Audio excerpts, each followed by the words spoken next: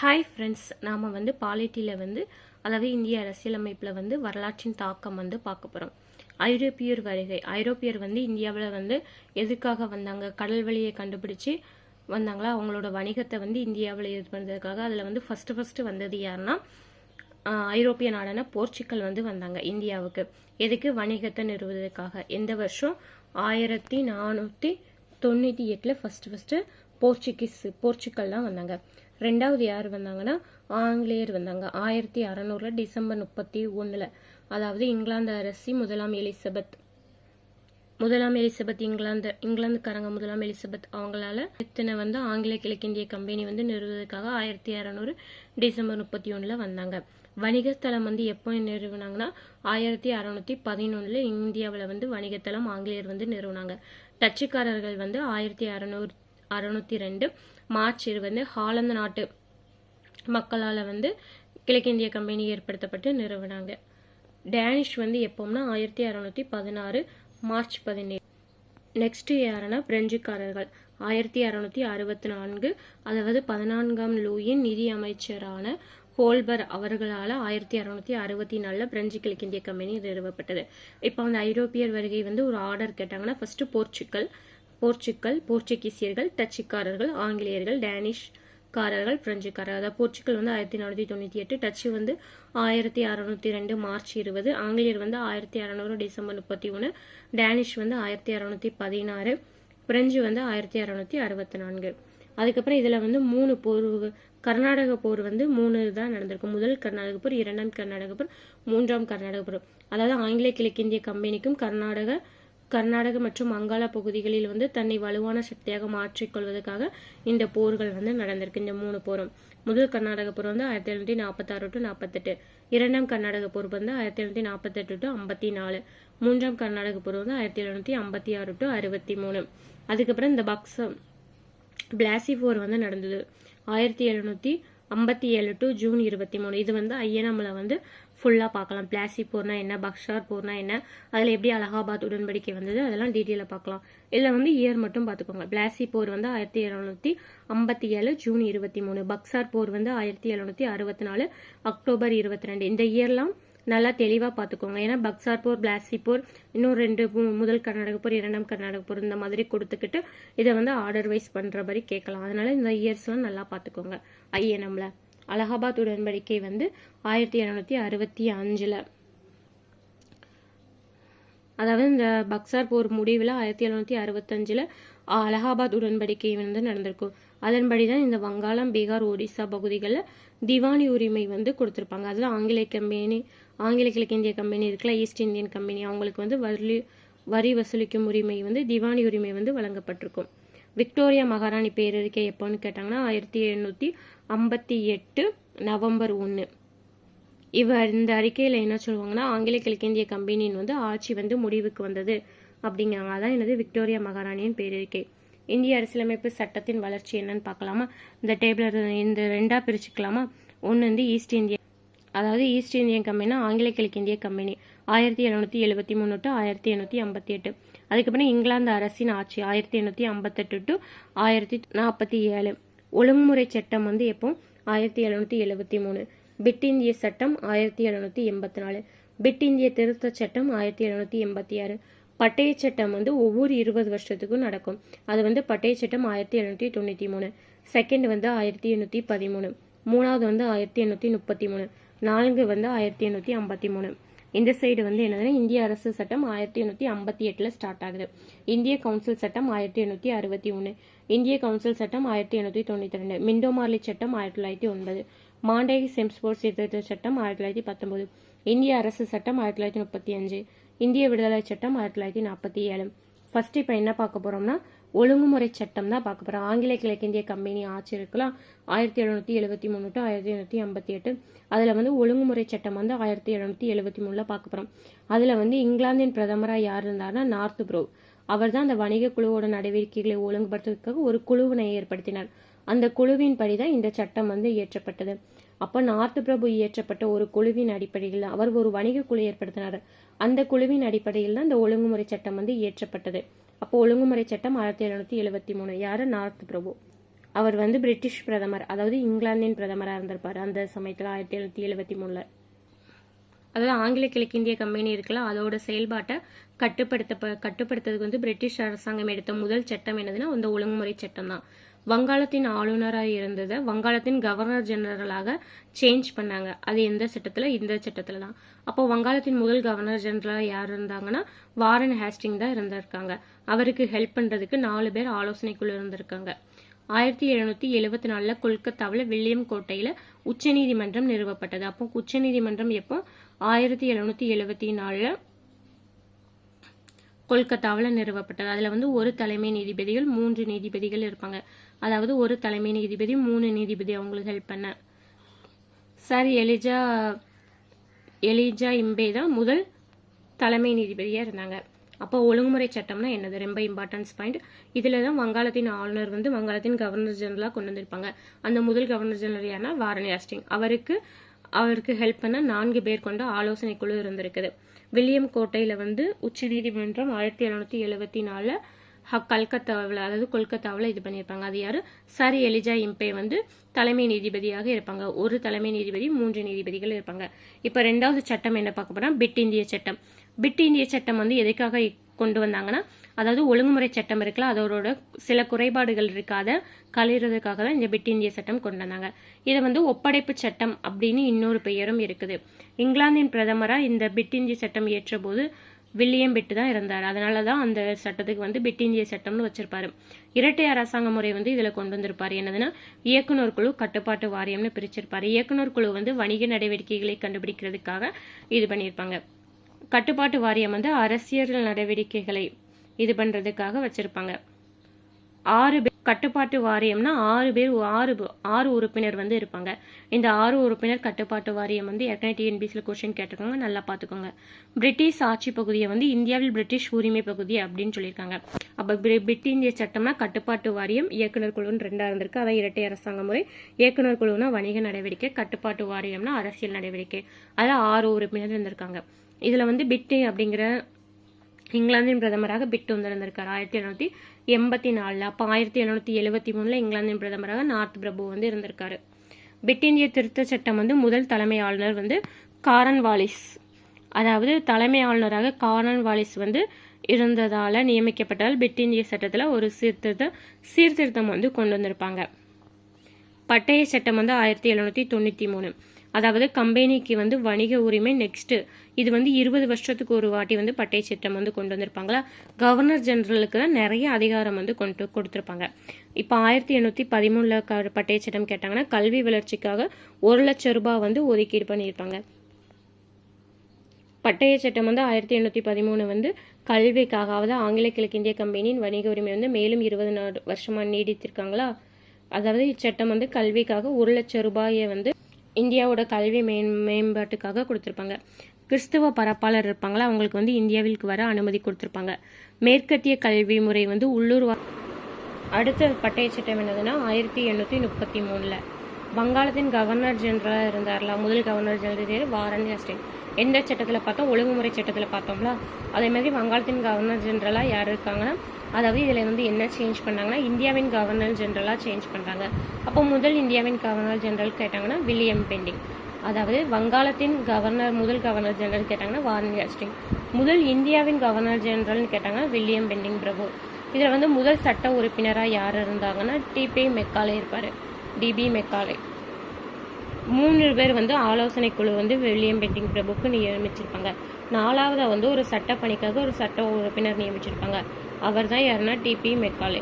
இந்த 1833 பட்டய சட்டத்தின்படி இந்திய குடிமை பணி வந்து உருவாக்கப்பட்டது. 1835 ஆட்சி மொழியாக என்னது இருந்ததுன்னா இங்கிலீஷ். இதற்கு முன் பாரசீகம். இது வந்து பட்டய சட்டத்தில் தான் சொல்லியிருக்குது. முதல் சீர்திருத்த சட்டம் வந்து 1832 கிரே பிரபு, அதாவது இங்கிலாந்து பிரதமராக இருந்திருப்பாரு. 1853 பட்டய சட்டம் என்னதுன்னா இதில் வந்து பாராளுமன்றம், இந்த சட்டம் வந்து பாராளுமன்ற முறையை நிறுவியது. 1854 இந்திய குடிமை பணிக்குழு என்னது இருந்துருச்சுன்னா மெக்காலே குழு வந்து இருந்திருக்கு. 1854 மெக்காலே குழுவின் பரிந்துரைப்படிதான் குடிமை பணி தேர்வு இருக்குல்ல, அந்த இதை வந்து அதாவது ICS செய்யும் தேர்வு முறையில பொது தேர்வு முறை வந்து அறிமுகப்படுத்திருக்கு. அந்த பொது தேர்வு முறையில வந்து இந்தியர்களுக்கு வந்து அனுமதி வந்து கொடுத்திருக்காங்க. குடிமை பணியில் அந்த முதல் இந்தியர் யாரா சத்யேந்திர தாகூர். அப்போ தலைமை ஆளுநர் குழுவில் நிர்வாகம் சட்டம் அப்படின்னு பிரிச்சிருக்காங்க. தலைமை ஆளுநர் குழுவில் நிர்வாகம் சட்டம் அப்படின்னு சொல்லி பிரிச்சிருக்காங்க. அப்போ குடிமை பணியில் முதல் இந்தியர் யாருன்னா சத்யேந்திர தாகூர். அப்போ வங்காளத்தின் முதல் கவர்னர் ஜெனரல் யார்? Warren Hastings. முதல் இந்தியாவின் கவர்னர் ஜெனரல் யாருன்னா வில்லியம் பெண்டிங் பிரபு. இந்திய அரசு சட்டம், இந்திய நல்லாட்சி சட்டம் அப்படின்னு சொல்லலாம். இந்திய அரசு சட்டம் 1852 இருக்குல்ல, இப்போ இங்கிலாந்து அரசின் சட்டம் பார்க்கும். அதை வந்து என்ன சொல்லலாம்னு இந்திய நல்லாட்சியின் சட்டம். அப்போ இந்தியாவின் கவர்னர் ஜெனரலை வந்து அரச பிரதிநிதி அப்படின்னு சொன்னாங்க. இந்தியாவின் கவர்னர் ஜெனரல் வில்லியம் பெண்டிங் பிரபு இருக்காங்களா, அந்த நேம் வந்து அரச பிரதிநிதின்னு மாற்றிட்டாங்க. அந்த அரச பிரதிநிதி யாருன்னா கானிங் பிரபு. ஈஸ்ட் இந்தியன் கம்பெனி ஒழிப்பு, இதில் வந்து ஈஸ்ட் இந்தியன் கம்பெனி ஒழிப்பு, கட்டுப்பாட்டு வாரியம், இந்திய குடியுரிமை எல்லாத்தையும் ஒழிச்சிருக்காங்க. அரசு செயலர் பதவி அப்படின்னு இந்திய அரசு சட்டத்தில் ஒன்று உருவாக்கியிருக்காங்க. அதில் வந்து 15 உறுப்பினர்கள் இருந்திருக்காங்க இந்த அரசு செயலருக்கு உதவி பண்ணுறதுக்காக. அந்த அரசு செயலர் வந்து முதல் யாருன்னா, அந்த தலைவர் யாருன்னா ஸ்டான்லி பிரபு. இரட்டை ஆட்சி வந்து முடிவுக்கு வந்தது எந்த சட்டத்தில்னா இந்திய அரசு சட்டம் 1858. இந்த மாதிரி இருக்கிறதெல்லாம் பார்த்துக்கோங்க. அரசு செயலர்னா யாரு? ஸ்டான்லின் பிரபு. அதே மாதிரி மெக்காலே முதல் சட்ட உறுப்பினர் யாரு? DP Macaulay. அந்த மாதிரி இருக்கலாம். இப்போ இந்திய கவுன்சில் சட்டம் வந்து 1861 இது வந்து நிறைவேற்றாங்களா. 1860 வரவு செலவு திட்டத்தின் அடிப்படையில் தான் இந்த இந்தியன் கவுன்சில் சட்டம் வந்து கொண்டு வரப்பட்டது. 1862 அலுவல் சாரா உறுப்பினரை 3 பேர் வந்து கண்காணிக்கிறதுக்காக கானிங் வந்து நியமனம் பண்ணியிருப்பாரு. அது யாருன்னா பட்டியாலா மகாராஜா, பனாரஸ் அரசர் சர் தினாகர் ராவ். வங்காளம் வந்து சட்டப்பேரவை வந்து இந்த 3லையும் அமைச்சிருக்காங்க. வங்காளத்தில் வந்து 1862, வடமேற்கு மாகாணம் வந்து 1866, பஞ்சாப் வந்து 1897. 1859 கானிங் பிரபு வந்து இலகா முறையை வந்து அறிமுகப்படுத்தியிருப்பாரு. அவசர காலங்களில் சட்டமன்றம் ஒப்புதல் இல்லாமல் அரச பிரதிநிதி வந்து 6 மாசத்துக்கு அவசர சட்டம் இயற்றலாம். யாரு?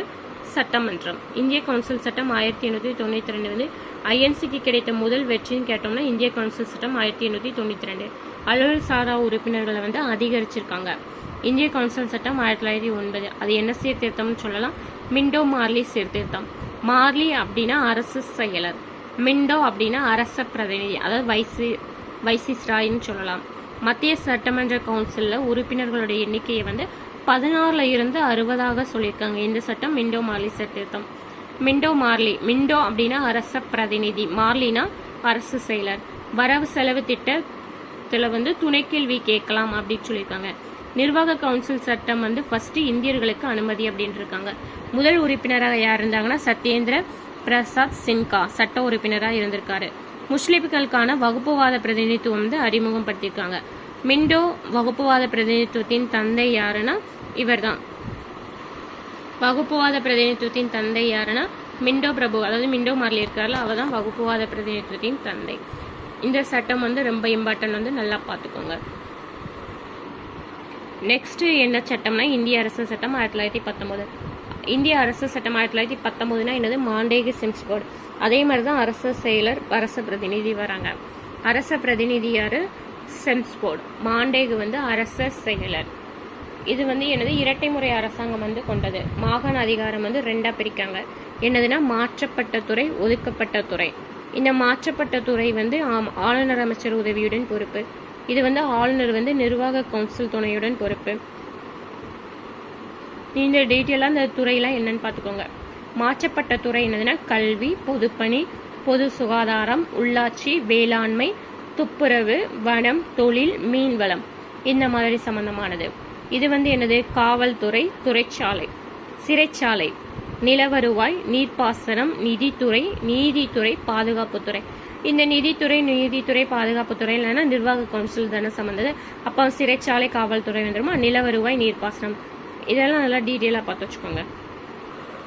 இந்த சட்டத்துல தான் 1919 ஃபர்ஸ்ட் ஈரவை சட்டமன்றம் இது பண்ணாங்களா, அதாவது இரட்டை ஆட்சி முறை. அப்புறம் தேர்தலும் அறிமுகம் பண்ணாங்க. இந்தியாவிற்கான உயர் ஆணையர் பதவி வந்து லண்டன்ல வந்து ஸ்டார்ட் பண்ணியிருக்காங்க. வாக்குரிமை வந்து சொத்து, வரி, கல்வியில வந்து அளிச்சிருக்காங்க. லீ அறிக்கை அப்படின்னா 1923 to 24. பொது பணியாளர் தேர்வாணையம் வந்து 1926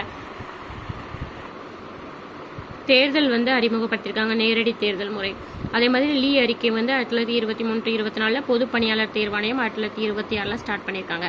தனி வாக்காளர் தொகுதி வந்து சீக்கியர், கிறிஸ்தவர், ஆங்கிலோ இந்தியர், ஐரோப்பியர் இவங்களால இது பண்ணியிருக்காங்க. இதன் செயல்பாட்டை 10 வருஷத்துக்கு கண்காணித்தறிக்க நிலைக்குழு வந்து ஏற்படுத்தியிருக்காங்க. என்னது நிலைக்குழு? இதன் செயல்பாட்டை இந்த இந்திய அரசு சட்டம் 1919 இருக்கலாம், இதனோட செயல்பாட்டை கண்காணிக்கிறதுக்கு வந்து நிலைக்குழு வந்து ஏற்படுத்தியிருக்காங்க. சைமன் குழு வந்து 1927 ஏற்படுத்தினாங்களா, அதுல வந்து 7 உறுப்பினர்கள் வந்து இருந்திருப்பாங்க. நிலைக்குழு வந்து நவம்பர் 8, 1927 இது பண்ணியிருப்பாங்க. வகுப்புவாத அறிக்கை அப்படின்னா ராம்சே மெக்டொனால்ட் எப்போம்னா 1932. வகுப்புவாத அறிக்கைன்னா 1937 தான், ஆகஸ்ட் 16. நல்ல இயரும் டேட்டும் ஞாபகம் வச்சுக்கோங்க. இந்திய அரசு சட்டம் இருக்குல்ல, அது என்னன்னு பார்க்கலாமா? 1935 பிரிவு வந்து 321. அட்டவணை வந்து 10 அட்டவணையும் கொண்டது இந்த இந்திய அரசு சட்டம். இந்த இந்திய அரசு சட்டம் 1935 தான் பர்மா வந்து பிரிக்கப்பட்டது. அனைத்து இந்திய கூட்டாட்சி வந்து நிறுவப்பட்டது. இரட்டை ஆட்சி வந்து ஒழிக்கப்பட்டது. இரட்டை அரசாங்க முறை வந்து எப்போ? 1919 இந்திய அரசு சட்டம். அப்புறம் 1919 நிறுவிருக்காங்க, 1935 ஒழிச்சிருக்காங்க. மாகாண தன்னாட்சி வந்து அறிமுகப்படுத்தப்பட்டது. மத்தியில் இரட்டை ஆட்சி வந்து கொண்டு வரப்பட்டது. இந்த மத்திய கூட்டாட்சி பட்டியல், மாகாண பட்டியல், பொதுப்பட்டியல் இது வந்து எத்தனை துறைகள் இருந்ததுன்னா, மத்திய கூட்டாட்சி பட்டியலில் 59 துறைகள், மாகாண கூட்டாட்சி பட்டியலில் வந்து 54 துறைகள், பொதுப்பட்டியலில் வந்து 36 துறைகள் இருந்திருக்கு. 10% மக்கள் வந்து வாக்குரிமை வந்து பெற்றிருக்காங்க. தாழ்த்தப்பட்டோர், பெண் தொழிலாளர்கள் தனி தொகுதி நீட்டிப்பு. 11 மாகாணங்கள்ல 6 மாகாணத்துக்கு வந்து ஈரவை சட்டமன்றம் கொடுக்கப்பட்டது. அந்த மாகாணம் என்னதுன்னா வங்காளம், பாம்பே, மெட்ராஸ், அஸ்ஸாம், பீகார், ஐக்கிய மாகாணம். வங்காளம், பாம்பே, மெட்ராஸ், அஸ்ஸாம், பீகார், மத்திய ஐக்கிய மாகாணம். 1935 ஆர்பிஐ வந்து உருவாக்கப்பட்டது. ஒருங்கிணைந்த கூட்டாட்சி நீதிமன்றம் வந்து 1937 டெல்லியில வந்து நிறுவப்பட்டது. இந்த டேட் எழுதிக்கோங்க, 01/04, அதாவது ஏப்ரல் வந்து 1, 1937 ஒருங்கிணைந்த கூட்டாட்சி நீதிமன்றம். அதுக்கப்புறம் கூட்டாட்சி பொதுப்பணியாளர் தேர்வாணையம், மாகாண பொதுப்பணியாளர் தேர்வாணையம், ஒருங்கிணைந்த பொதுப்பணியாளர் தேர்வாணையம்லாம் உருவாக்கப்பட்டது. இந்திய சீர்திருத்த சட்டம் 1947, அதாவது 1947 இந்திய சுதந்திர சட்டம் என்னது 1947 தானே. 1947 பிப்ரவரி 20 பிரிட்டிஷ் பிரதமர் வந்து கிளமண்ட் அட்லி அவர்களால் உருவாக்கப்பட்டது. அவருடைய அறிவிப்பில் 1948 ஜூன் 30 அந்த தேதிக்குள்ள இந்தியாவில் வந்து பிரிட்டிஷ் ஆட்சி முடிவுக்கு கொண்டு வரப்படும் அப்படின்னு கூறியிருக்காரு. எப்போ? 1947 பிப்ரவரி 20 வந்து அன்றைய பிரிட்டிஷ் பிரதமராக யார் இருந்தாங்கன்னா கிளமண்ட் அட்லி. அவர் வந்து ஒரு அறிக்கை வெளியிட்டார். அது என்னதுன்னா 1948 ஜூன் 30 வந்து இந்த பிரிட்டிஷ் இந்திய ஆட்சி வந்து முடிவுக்கு வரும்னு சொல்லியிருப்பாரு. இந்த மவுண்ட் பேட்டன் திட்டம் பிரபு அவர் வந்து இந்திய பிரிவினை திட்டத்தை வந்து அறிமுகப்படுத்தினாரு. அந்த திட்டத்தை இயர் என்னதுன்னா 1947 ஜூன் 3. இந்த திட்டத்தை தான் மவுண்ட் பேட்டன் திட்டம் அப்படின்னு சொல்லி அறிவிக்கப்பட்டது. இந்திய விடுதலை சட்டம் வந்து ஜூலை 18, 1947 அரசோட ஒப்புதல் பெற்றது. 1947 ஆகஸ்ட் 15 நடைமுறைக்கு வந்தது. அரசு செயலர் பதவியெல்லாம் ஒழிக்கப்பட்டது. இந்தியா பாகிஸ்தான் வந்து பிரிக்கப்பட்டது. 1946 இந்திய அரசியல் நிர்ணய சபை வந்து இந்திய பாராளுமன்றமா சேஞ்ச் ஆனது. ராட்கிளிப் அப்படின்னா இந்தியாவோ பாகிஸ்தானோட எல்லை. இந்தியா வந்து 1947 ஆகஸ்ட் 15 வந்து அவங்க நமக்கு வந்து சுதந்திர தினமா. பாகிஸ்தான் வந்து எப்போ பிரிக்கப்பட்டதுன்னா 1947 ஆகஸ்ட் 14 வந்து பிரிக்கப்பட்டது. இந்திய அரசியலமைப்பின் வரலாற்றின் தாக்கம் இவ்வளவுதான். இந்த பாயிண்ட்ஸ் எல்லாம் டீட்டெயிலாக நல்லா இதே மாதிரி நோட் பண்ணி வச்சுக்கோங்க. தேங்க்யூ ஃபார் வாட்சிங்.